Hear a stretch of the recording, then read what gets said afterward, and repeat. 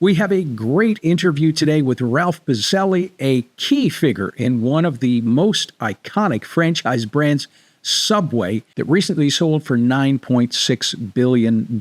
Ralph was with Subway since the very early days and was instrumental in taking the brand to where it is today. Now, before we get started, here is a video of Fred DeLuca, the founder of Subway, speaking to Ralph's contribution.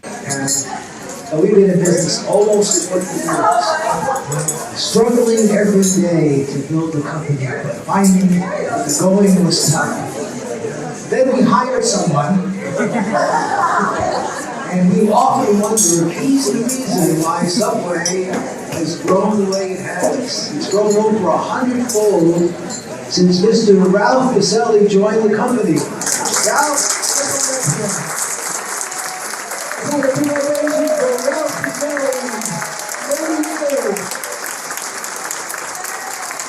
Today, Ralph is going to be discussing key things you need to know when researching a franchise and how to avoid costly mistakes. Ralph has also agreed to come back very soon and share some of the behind-the-scenes stories of Subway. Trust me, these stories are very, very interesting. Be sure to subscribe for notifications when we push that out. If you need help finding a franchise, always give Franchise City a call. Link for that is above and below. Here's the interview with Ralph. Welcome to the show. Thank you for inviting me, Robert. So why don't we start off right at the beginning, ground zero. In terms of initially choosing a franchise, maybe some things to avoid, what do you suggest people would look for? Well, when they're looking to avoid something, here's some of the things you have to look at. Now, we're talking about when we're looking at the FDD as an example, right? So when we're looking at the FDD, we want to see what the financial health of the franchisor is.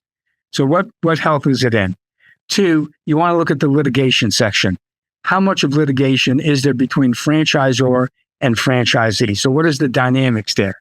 So what is the relationship there? Then you also want to look at where does the company generate its revenues from?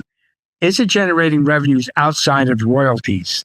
So for example, is it generating revenues from rebates it's getting from manufacturers, the food, the equipment, leasehold improvements? You want to find that out. And that has to be in the disclosure document about that. So you want to know where they generate their revenues. So those are some key things. And you want to look at the reputation of the brand.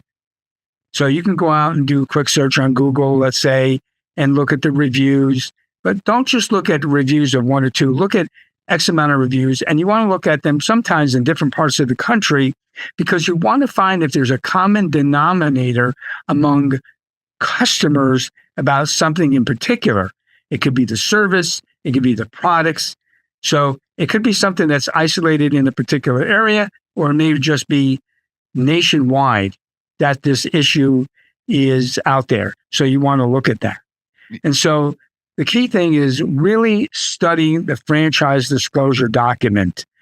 Really, it's important that you study it. Because in there, you're going to find a lot of information. Also, you want to look at the number of multi-unit owners that there are.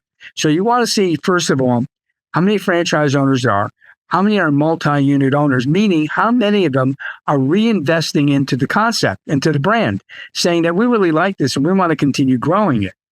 And that's what you want to find out. And you also want to find out, for example, what is the company's strategy?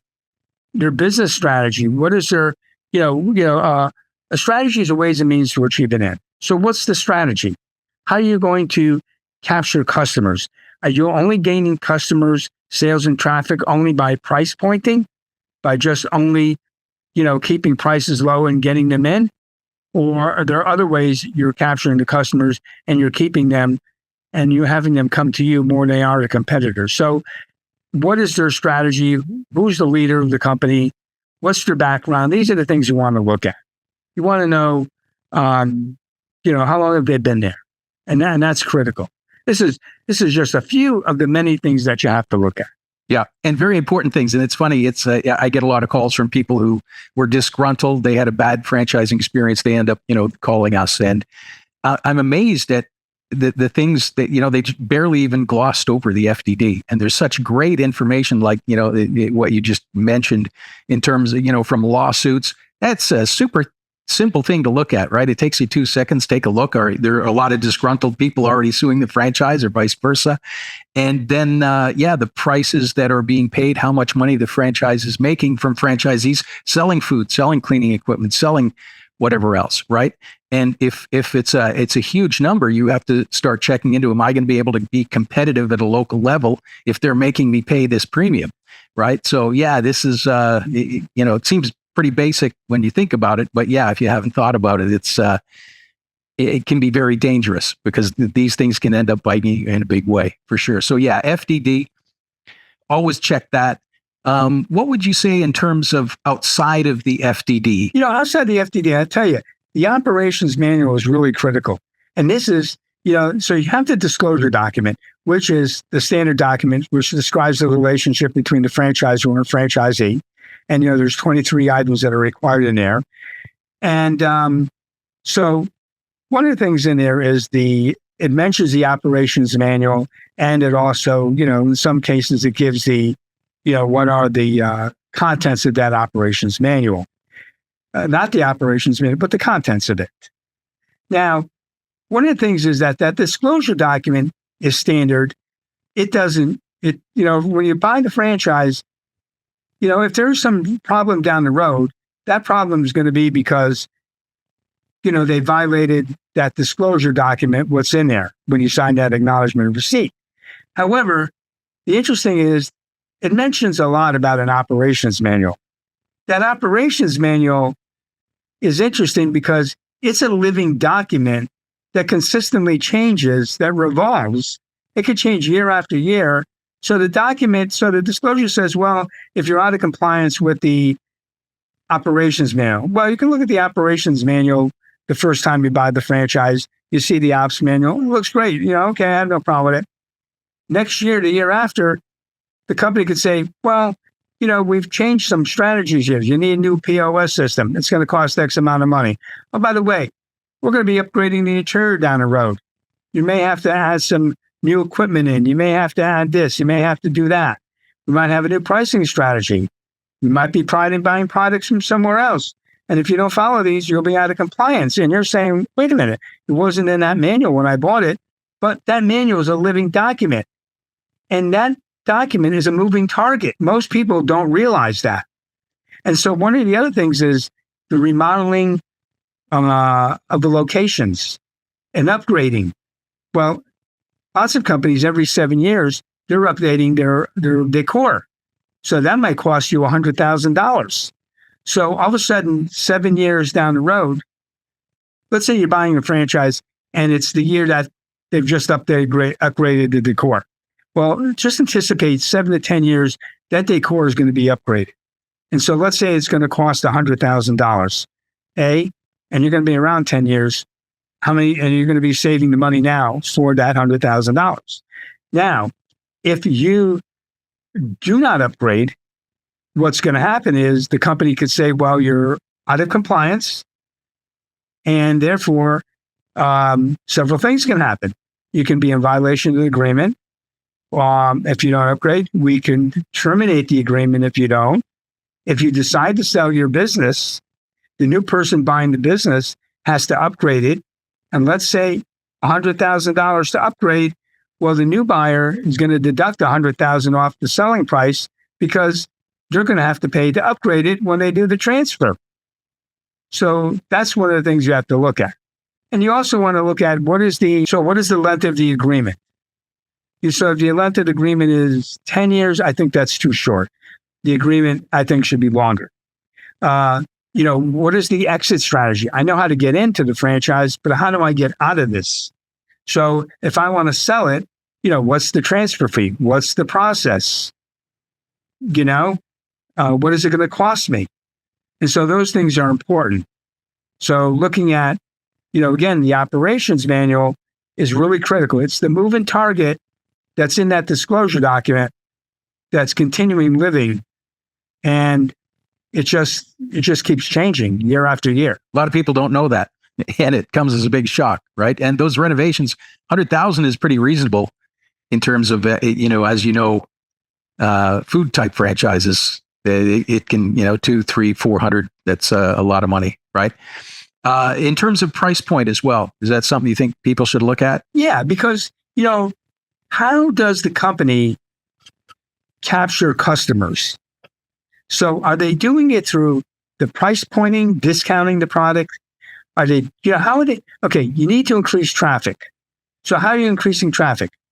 So right now, for example, when you read the reports, you'll see that in the restaurant industry, as an example, they're saying, oh, yes, our sales are increasing.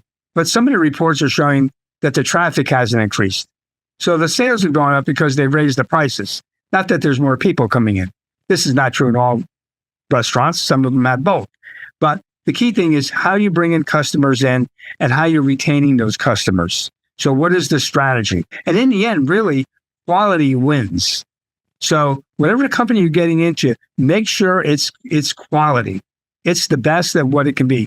To me, don't get involved unless I'm going to be the best at what I'm doing. And if I'm not going to be the best at what I'm doing, what's the point of doing it? Absolutely. I'm wasting my time. Yeah. Once you get to the point of validation, which for viewers, if you don't know, that's speaking with actual franchise owners. What do you think some of the good questions that they might ask might be when they get on the phone with those owners? Well, when you speak to owners, there's a way that you have to approach them. And this is really critical because I'm going to pick up the phone, I'm going to call you, and you don't even know who I am.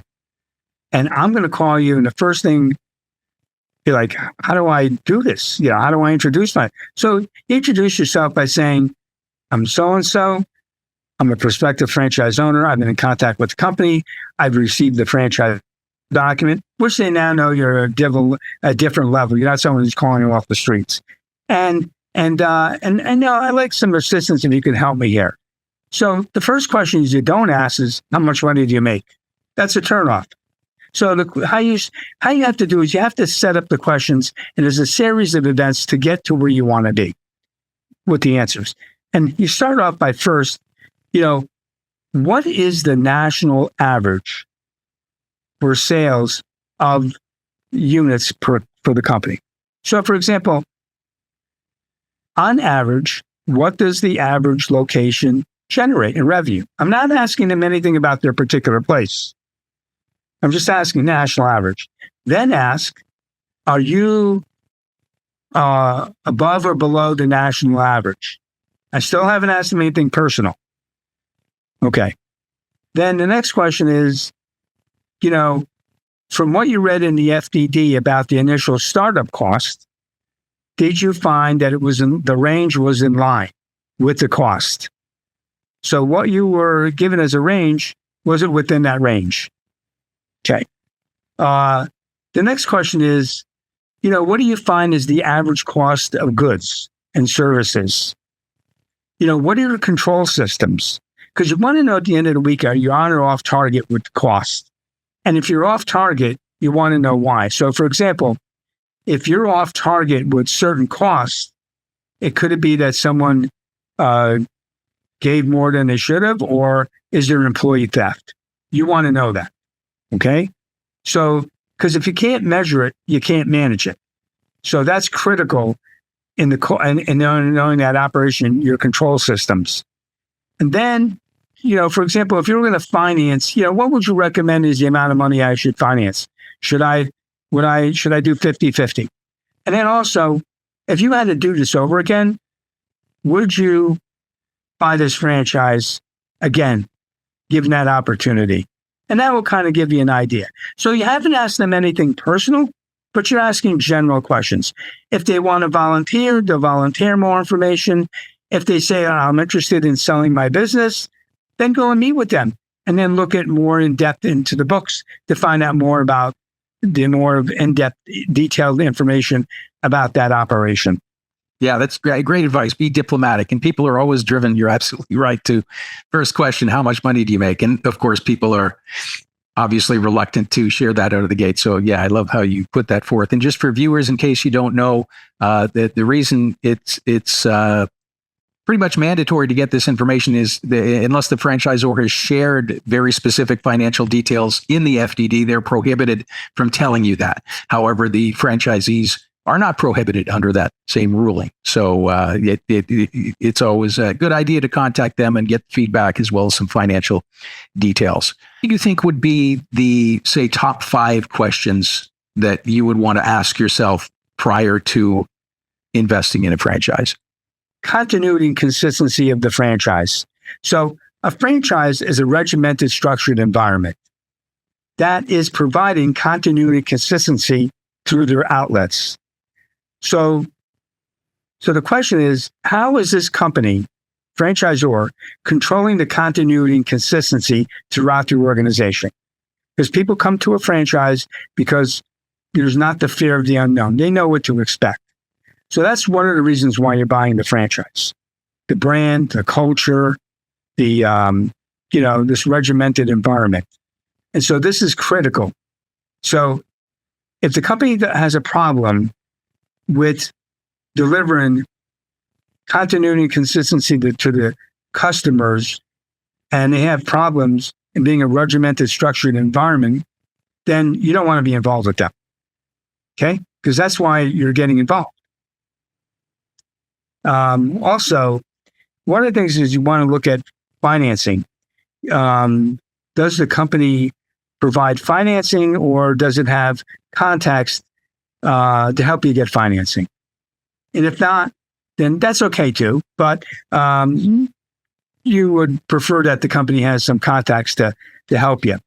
So number 3, business partner. If you're unable to afford the investment and you decide that you want to get a partner, so the question is, how are you and the partner compatible? Are you similar in your beliefs of leadership? And also, in the event that it doesn't work out, what's your exit strategy? You got to think about that. Number 4, if you have a spouse or a partner, you want to make sure they're on board, because this is going to be, it's going to be long hours. It's going to be a lot of work involved, and you want to make sure they're on board with you. They're either going to help you, or if they're not going to be involved with it, knowing that there's a big commitment here, and it's going to be a disruptor in your life. There's no doubt about it. So this is important. Anything can come up. And then also when it comes to leadership and management style, the question is, do you have those skills? Because one of the things you have to do is you've got to be in that leadership position. So you're going to be in hiring people. You're in the HR function. You have to have the ability to trust people and delegate. The first thing you want to do is assemble a winning team. So you want to assemble a winning team. You want to delegate authority, which is important.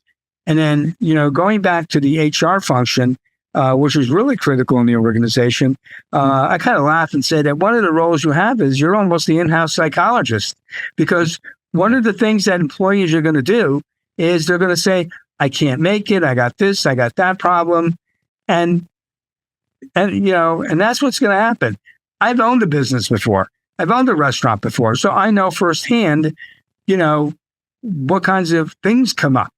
And so, that's why when I say you're an in-house psychologist, that's one of your roles. So study psychology. And so those are the key things which are important to look at. Yeah. And it's amazing to me how many people don't match their skills or their proclivities and preferences to what they're going to be doing in the business. They just figure out other people are doing it, so I can do it too. And they end up hating it. And people who hate running their business aren't people who are successful financially or otherwise, right? So yeah, that's an excellent point. Wanted to ask you about I know you use the predictive index at Subway, but before that, why don't we lead in any types of people that do not make good franchise owners, people would suggest should steer away from franchising altogether?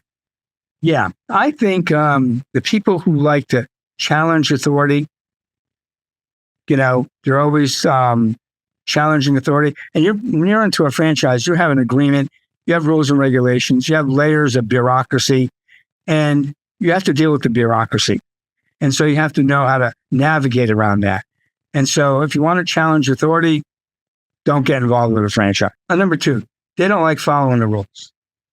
And if you're not a rule follower, you're not a detail-oriented person, then this is something you shouldn't get involved in, because you have an operations manual. That's a detailed document, and you have to follow it. And then also, you think you could do it better. Okay. Well, maybe you can do something better, and you share that with them, and don't fight with them, but there's a process in saying, I think there's a better way of doing it. And then, some companies will listen and you help and you work together, but don't challenge. There's a way of approaching it. You have to have diplomacy in this. Don't think you're getting in a franchise to buying a job. And some people look at that, and that's not what they should be doing.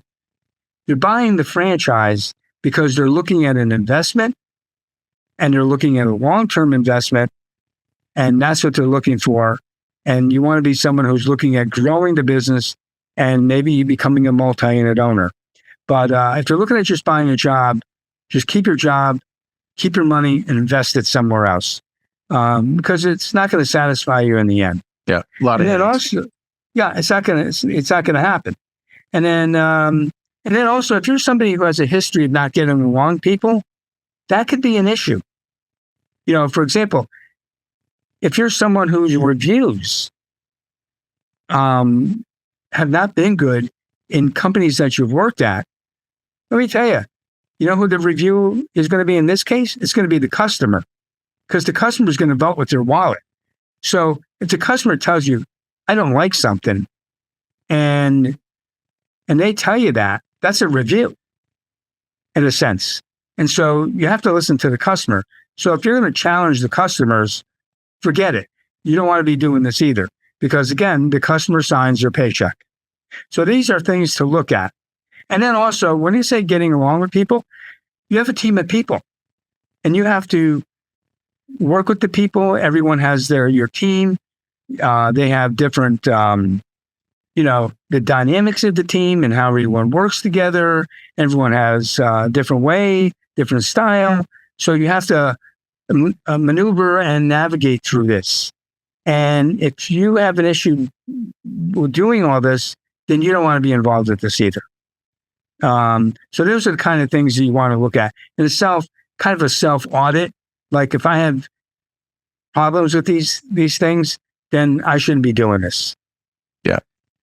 Yeah, and those problems, a lot of people think, well, if I wasn't in a working for somebody else environment, I wouldn't be so cranky all the time, right? When I'm my own boss, everything's going to be rosy and beautiful, and I'll get along with everybody. It just doesn't work that way. Now, being your own boss is a lot harder than just coming into work every day and you check out at a certain time. Yeah, for sure. Okay, so why don't we get into the predictive index? As I understand, that was something that Subway used to identify franchisees when they were starting out. Can you tell us a little bit about that? Yeah, the predictive index is an assessment tool, behavior tool that would be used by the company in helping, better understanding who the prospective franchisee is, and also for franchise owners also who are in the system, and for also people who worked at the corporate office at all levels. And this way, have a better understanding of who the individual is and how you can work with them and coach them. So it's really a beneficial tool in working together. But the predictive index, just to simplify it, has there's four key factors here. That's the ABCD, and that's the someone's dominance, someone's extroverted, someone's patience, and someone's formality. The dominance is something that we'll tell you about if they're a take charge person. So when you look at the chart, for example, and if their dominance is too far over to the right, that's going to tell you that they're very dominant, and they'll take the leadership charge, take charge of getting things done. But at the same time, employees of the person who has this high A may find it, I'm trying to think of the right word. They might find that person a little too dominant, and they can be afraid of them because they're very overbearing, maybe. Overbearing, absolutely. Now, if their A is too low on the chart, that means you're not a take charge person. Okay. So are they going to take charge of the organization, of running the business, which is critical because they've got to be someone who's going to take charge. And then if they're extroverted, so if they're too extroverted, what you'll find is that they're going to talk a lot, but then that may not get much done. Okay. But if their B is too low, then they're more of an introverted person. And that means they probably won't communicate much with the team, won't educate them, will keep to themselves, which is not good. And by the way, for a business owner, they've got to go out and promote their business. So if they're like a middle to a high B, then there's someone who's going to be out there promoting their business to people and going out and do local store marketing or whatever to get people to come into their business and drive traffic in. That's important. When you look at the patience levels, the C, so if they're too far to the high patience, then there's someone who doesn't take things, they're too patient, no sense of urgency, which is not good. Now, if their patience is really low, then that's somebody who's very impatient. They want it done right away. And so one of the things I found, by the way, in a study that I had conducted was that a lot of the multi-unit owners were highly impatient. Right. So they want to keep things going, which is good. And then the D being the formality, well, that's a detail-oriented. And so now that tells you whether or not someone follows the rules or doesn't follow the rules. So if they're a high D, they're going to follow the book. If they're a low D, then they're probably just going to wing it and they don't really follow much of the rules or regulations. That kind of gives you an idea of who the person is in a snapshot. Now, this is kind of it's an interesting thing. It gives you an insight, but it also knows how to help you work with the person. So I found it to be pretty accurate in all the years I worked here with it. Absolutely. Yeah, that's helpful. And, anybody listening, if they're looking at a franchise, do a honest, unbiased self-assessment, which, can sometimes be difficult. But if you can be, it could save a lot of heartache and some money down the line. So yeah, those are good criteria. Oh, absolutely. Cool. Well, that was great. Anything that you wanted to add before we wrap up? I think what you want to look at is there's a lot of franchisors out there. And franchising is a great opportunity to get into business. But you really need to do your due diligence and understand the information. And, when it comes to that franchise disclosure document, in general, people don't like reading as much as they used to. So most people don't read a novel. They don't like to read anything more than 4 or 5 minutes in a newspaper at a clip. But when you're looking at that document, that's hundreds of pages. And you're making an investment. You need to take the time to read that document and before you make that decision. So understand what's in that document, make the notes. Don't be afraid to ask questions to anyone at the corporate office about that document that you're interacting with. Because whoever you're interacting with should know that document. So no problem with asking questions. And also, speak to owners and, do your homework, look around on the internet. You're going to take a lot of time and do the research here. And you have to do it before you make this decision. So this is really, really important. So read the document, do searches on the internet, speak to owners. Those are the three key things. And it's important that if you want, seek outside help, for example, in contacting an attorney to help you review the document and see if they have any questions that they've come across. And let's say you never know, they may have handled the client with the same company and they have an insight you may not have been aware of. So that's good also. So franchising, again, is a great opportunity, to a great business to get involved in. You just got to pick the right one. Yeah, I was just going to say, that's great advice. Appreciate it. So Ralph, thanks so much for your time today. You're obviously one of the OGs in the world of franchising. Viewers, subscribe to Franchise City.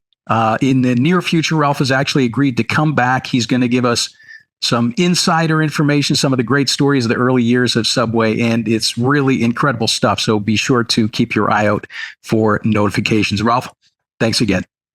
Again, thank you very much, Robert. I appreciate being on.